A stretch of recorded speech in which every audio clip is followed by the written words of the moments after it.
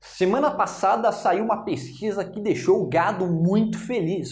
Foi uma pesquisa feita pelo Instituto Futura, a pedido do Banco Modal, e ela estava destoando muito das outras pesquisas eleitorais para o cenário de 2022. Nessa pesquisa, o Bolsonaro estaria praticamente empatado com o Lula em primeiro lugar no primeiro turno. E eu vou comentar aqui uma matéria feita pelo colunista Guilherme Amado do site Metrópolis, que ele falou: será que essa pesquisa é bolsonarista? E ele consultou um cientista político bastante importante na parte de pesquisa eleitoral, que é o Antônio Lavareda. E eu vou aqui comentar algumas das hipóteses levadas pelo Antônio sobre por que essa pesquisa ela pode estar viesada, beleza? Então, em primeiro lugar, eu gostaria de comentar com vocês que eu sou um semi-leigo no assunto. Então, eu estou muito, mas muito longe de ser um especialista. Eu tenho apenas um conhecimento mínimo e algumas desconfianças sobre a metodologia. E o segundo lugar, eu acho que a maior parte dos erros metodológicos em pesquisas eleitorais são muito mais problemas realmente metodológicos e não algo intencional que as pessoas fazem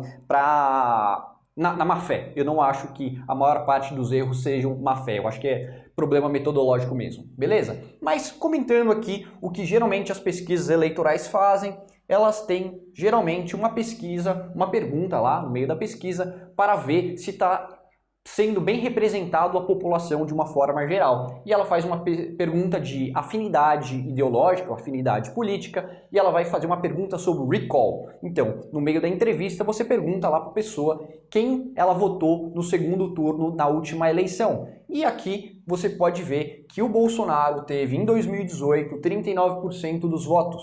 Aqui eu não estou falando dos votos válidos, aqui eu estou falando dos votos totais. E o Haddad teve 32% dos votos totais no segundo turno de 2018. Então, o que é de se esperar? É de se esperar que se você está fazendo uma pesquisa eleitoral representativa da população, você entreviste mais ou menos essa quantidade de pessoas que dizem ter votado no Bolsonaro e mais ou menos essa quantidade de pessoas que dizem ter votado no Fernando Haddad, beleza? Bom, o que aconteceu, o Antônio Lavareda levantou essa hipótese, falou que nessa pesquisa eleitoral isso não aconteceu. Essa pesquisa eleitoral teve uma super representação do voto bolsonarista. Então aqui a gente vê que tem 7 pontos percentuais de diferença entre uma e outra, uma candidatura e outra. Nessa pesquisa do Instituto Futura, teve uma diferença muito maior do que essa, ou seja, uma diferença de aproximadamente 16%. E você vai ver que não teve uma diferença muito grande nos votos de candidatos tipicamente associados à terceira via.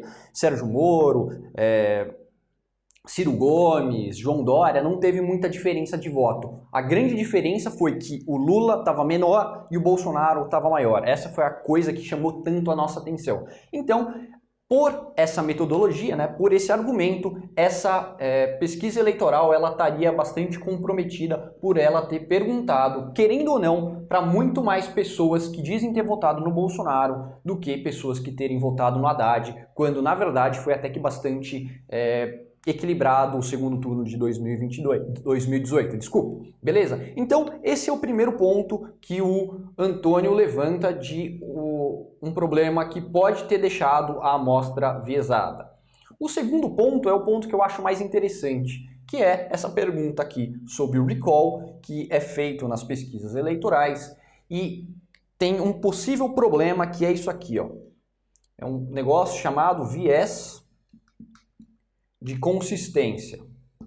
Ou seja, pessoas são comumente impelidas a ser consistente consigo.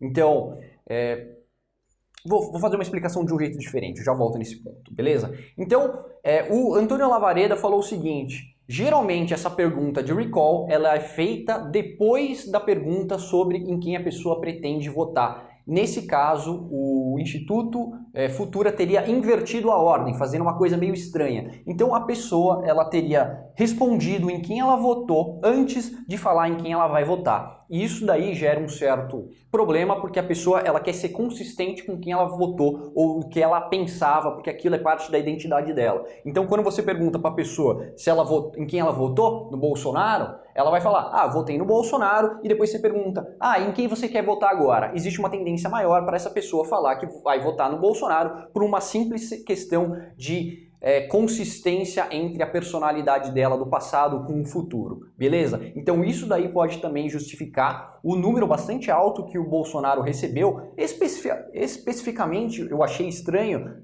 na questão do voto espontâneo. Foi mais ou menos assim, em quem você votou na última eleição? Ah, sei lá, uma porcentagem muito grande votou no Bolsonaro. E, sei lá, umas perguntas depois você pergunta, em quem você vai votar para presidente? E o nome do Bolsonaro foi, assim, tipo, muito falado. Você acabou de falar que você votou no Bolsonaro em 2018. Para você falar que você vai votar no Bolsonaro agora é muito fácil. Claro, a gente está pensando na população de uma forma geral. Pessoas mais esclarecidas são um pouco menos, não muito, menos influenciado por esse tipo de coisa. Beleza? Então, uma coisa que eu gostaria de falar sobre a questão do viés de consistência que a gente tem é que tem uma frase que eu não conheço a autoria, não sei se é do Jung, se é do David Hume, que fala uma coisa nos seguintes moldes. Pessoas não têm ideias, ideias têm pessoas. E por isso que a gente se sente tão frontalmente atacado quando alguém discorda da nossa ideia. Na verdade, a gente não é dono da ideia, a ideia que é nossa dona. Por isso que a gente tem tanto essa necessidade de ser consistente com a gente, porque é como se fosse algo que está sendo atacado em nós mesmos, beleza? Então, é basicamente isso aqui que eu queria comentar. Então, eu acho que essa pesquisa aqui, ela tem umas coisas meio estranhas, mas, novamente, eu não sou especialista no tema, mas isso poderia explicar bastante essa vantagem, essa pequena vantagem que o Lula teve nessa pesquisa eleitoral aí, beleza? Eu vou gravar uns outros vídeos agora, acho que amanhã sai uma outra pesquisa, acho que é da Paraná Pesquisa, vou fazer assim que sair. Então não esqueça de se inscrever no canal, comentar aí embaixo. Já vi o flow do Moro, eu ainda não vi o do Ciro Gomes, eu quero ver o do Ciro Gomes antes de fazer o vídeo sobre o Moro. É isso aí, um abraço, tchau, tchau.